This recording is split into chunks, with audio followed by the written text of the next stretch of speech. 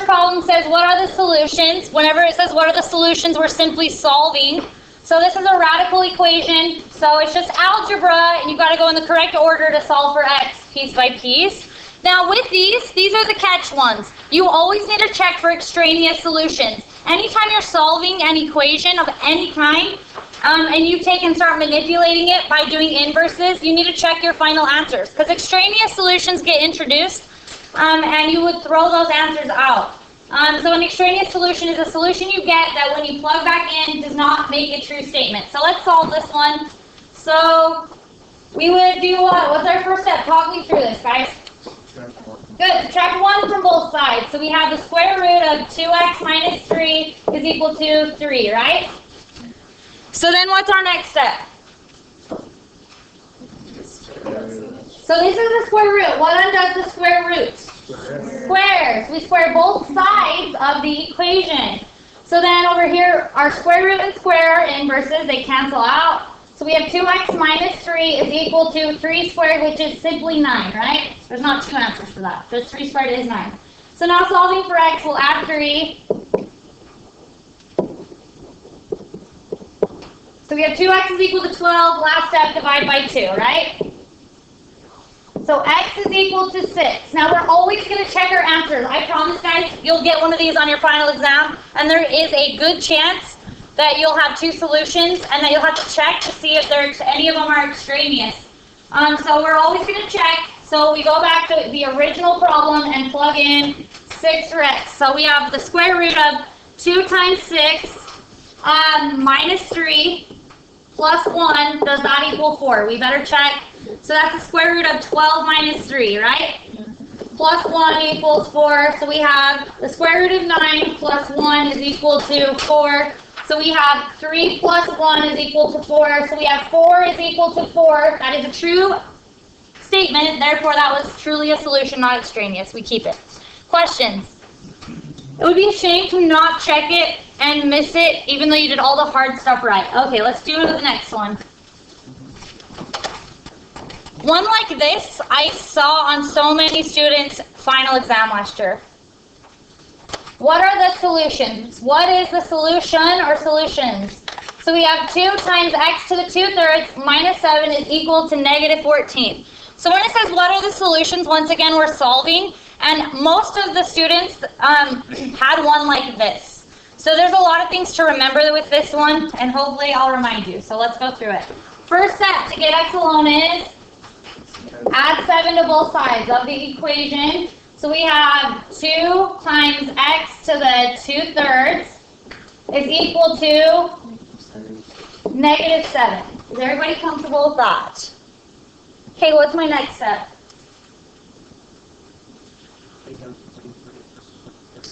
We're not to that step yet. Yeah, we've got to divide by 2. That's a radical technically. It's just written as a rational exponent, meaning fractional exponent. So we'll divide both sides by 2. Crap, I made this problem up and it's coming out. It's going to come out imaginary. Dang nabbit. I think I meant to make it positive. Maybe we should do that instead. We'll keep going with it. So we have x to the 2/3 power is equal to negative 7/2, right, guys? Let's just leave it as a fraction. So then from there, just a reminder, we need to get rid of 2/3. This is an exponent. So remember what this technically means. Let's all remember for a second. Isn't this technically the cube root? Roots are on bottom. Remember our flower? Roots are on bottom, powers are on top. The cube root of x to the 2nd power. That's what we technically have, which is equal to negative 7/2. If you think of it like this, then getting that x alone is pretty straightforward. So now how do we get rid of the cube root?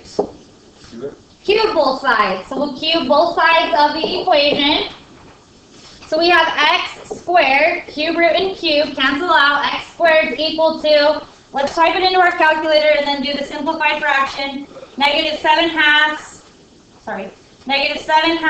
in parentheses, all of it, raised to the 3rd, change it back to a fraction. So we have negative 343 over 8. And then we have another step here. What will we do? Square root both sides. Very good. So like I said, I did not mean for this one to come out negative, but that's okay. We're fine. Square root cancels out power, so we have x is equal to, let's just keep this easy. I'm not going to be too much of a Nazi about it, but I mean, on top, don't we have the square, can't we split it up and say the square root of negative 343 over the square root of 8? Which is, and I'm just going to, I mean, we could continue to simplify it. I don't really, I mean, so we pull out an I, right? Square root, guys? We pull out an I, and then we have the square root of 343 all over the square root of 8. Then we rationalize. Like I said, I didn't mean for this answer to come out so freaking complicated. I made the problem up. Didn't think about it hard enough, apparently. But here's what we should not have forgotten. There should be two answers because then we take a square root. That's where they'll get you. So we should have plus and minus our answer. So that's what you can't forget is, if I wanted this one to come out pretty, but let's say we would have been at the point of x squared is equal to 9. Okay, is everybody paying attention? If this would have come out all pretty like, this is more what you'd see on your final exam. So we would have done something and got x squared is equal to 9, then we would have square rooted both sides. So we have x is equal to plus and minus 3. If you forgot the plus or minus, you did it wrong. Does that make sense, everybody? So we have two solutions, which this wasn't our solution, this was. But if we went back up here, we would have to check by plugging in both positive and negative 3 into the original problem. Does everybody understand that? Because one of them could be extraneous. Is everybody good? That was a really bad example. I feel really bad. Like a failure. Questions on that? Okay. Next one. What are the solutions? So it says, what are the solutions? So we're solving. So we need to undo the square root, right? So when we square both sides. Luckily, they're both just simple square roots on both sides of the equation, so root cancels out with power, leaving us with x minus 1 is equal to, luckily, root cancels out with power, left is 2x plus 1. Now solving for x, so we'll combine our x's algebraically, subtract x from both sides. Negative 1 is equal to x plus 1, subtract 1, so x is equal to negative 2, right? Negative 1 plus negative 1 is negative 2. So let's check it, because we might say no solution, or we might say negative 2. So we have the square root of negative 2, we're plugging it in for x, negative 2 minus 1 better be equal to the square root of 2 times negative 2, we're plugging in our answer in for x, plus 1. So let's just see if those come out the same. That's the square root of negative 3. Does that equal, isn't that negative 4 plus 1? Which is the square root of negative 3. Those are equal, right? So we get to keep this answer, no extraneous solutions there. Okay, questions. Okay. Page 28, problem number 6. I was not thinking about this problem advancedly at all. In fact, I was doing it wrong. And then Lexi did it right. And then when I saw her do it right, it hit me that I had completely bombed the problem. So, good job, Lexi. Let's go through this. I was just thinking on a way not advanced level about this, which, shame on me, that happens. So, on problem, page 28, even if I checked yours and said, oh, you do it this way, you got it right, I was wrong, I made an error. I saw Lexi do it right, and it hit me, I had done it wrong. So it says, now let's read the exact problem just a second. I just summarized it. So I'll just, it says you roll a ball 20 feet in 6 seconds. You're given this formula where S is the distance, isn't it? Doesn't it say that on there? S is the distance, A is acceleration, and then T is the time. So then it says you roll a ball 20 feet in 6 seconds. How long will it take for the ball to roll 45 feet? So I went through and did it wrong. So first of all, for this formula, how long will it take to roll the ball 45 feet? We would be going, okay, so S is the distance, so we would have 45 is equal to 1/2, and then we have A, and then T squared, right? We don't know A or T right now, so that would be two unknowns, so we can't solve it. And it says, how long will it take? So we're actually going to be trying to find T, but right now we can't without knowing A. But then Lexi was able to think about it and say, well, if we know 20 feet in 6 seconds, we can use the formula to figure out A. Because we know S and we know T. So now we can figure out A. So she used that to go through and find A, which is exactly what we needed to do. So we would say, well, we do know on this interval, so it went 20 feet, so S is 20. So we have 20 is equal to 1/2. We don't know A, but we do know the time was 6 seconds, right? So 6 squared. Is everybody comfortable with that? So now we can solve for the exact A. So I'm going to do algebra in this way. Now pay attention because a lot of you don't get this type of, you get confused with this. 1/2. Isn't that like 1? It's all of this divided by 2, right? So it's division. So to undo 1/2, I'm going to multiply both sides of the equation by 2. Is everybody comfortable with that? So we have 40 is equal to, that divided out and became a 1. So we have A, and then 6 squared is, so we have A times 36. So to solve for A, we would divide both sides by 36. So A is equal to, let's do the simplified fraction. 40 divided by 36, you get 1.111, change it back to a fraction. That's 10/9. So our A is 10/9. Questions on that? So now we can, are you sure there's no questions? Now we can use that, plug it in here, because the acceleration, it does say it's a constant acceleration, so the acceleration will be the same for this interval. So we have 45 is equal to 1/2. Our A is 10/9, so times 10/9, and then T squared. Now we'll just solve for T.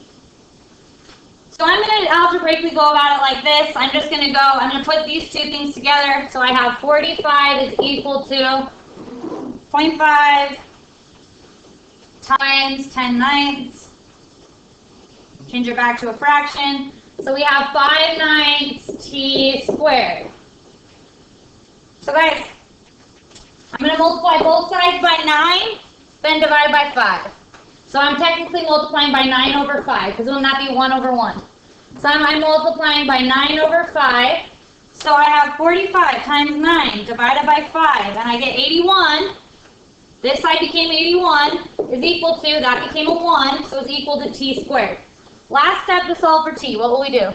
Square root both sides of the equation. So we get T is technically plus and minus 9, right? But we're going to throw out the negative answer. We never should forget it though. We threw it out because we're not going to have negative seconds. So we keep the positive answer. So our final answer would have been 9 seconds. Questions? Okay. Moving on. You don't need to write this one down. Maybe just pay attention to this one because you're going to need it today. So it says, suppose you deposit $25 in a bank account that is compounded continuously. How much money will you have in an account after 5 years at a 2.5% interest rate? So first of all, you say, okay, this is a story problem with exponentials. Now it's exponential growth, but here's the key word. It is compounding continuously. If you see those words, and only if you see those words, but every time you see those words, you're using curves. So you should say to yourself, I know I'm using the formula y equals p times e raised to the rt, where r and t are up in the exponent. E is just a number, right? Approximately 2.7, but we'll use the E button on our calculator. P is the put down amount, and y is the amount in the end. Does everybody understand that? So let's plug in what we know. You deposit $25 in a bank account. So we're putting down $25. So we have y is equal to 25, E is E, and then our R is our interest rate. Now guys, this is 2.5%. As a decimal, we are calculating this with numbers. You can't write it as a percent. You have to write it as the physical number. So 2.5% is as a decimal. The decimal's right there, right?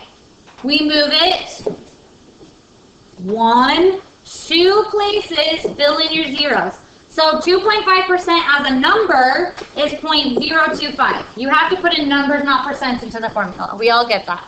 So then our R is 0.025, and then times by T, which is 5. 5 years is the time in the account.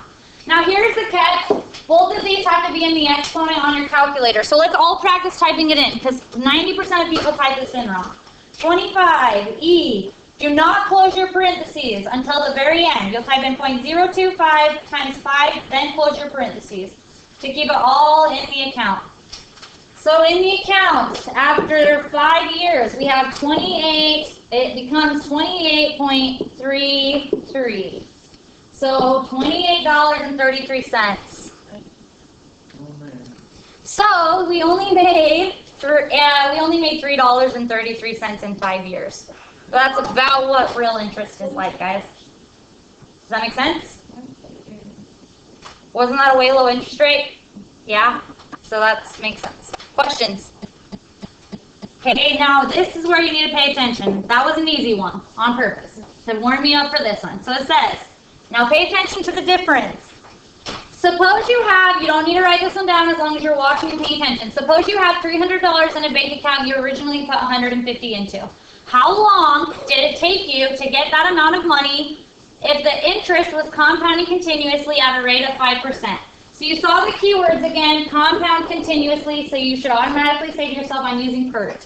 So it's y is equal to p times e raised to the RT. Let's put in what we know. Isn't y the amount in the end? And this one we knew we had $300 in a bank account that we originally put $150 into. So in the end we had 300, and the put down amount was 150. E is always E. Our interest rate was 5%, right? As a decimal, that's 0.05. So we have 0.05 and then T. It says, how long did it take? So isn't that how much time it took? So we're solving for T. So we've got to do this algebraically, correctly, piece by piece. So this was back to logs and exponentials. So our first step to get T alone is to what? Good. 150 is multiplied, so we divide both sides by 150.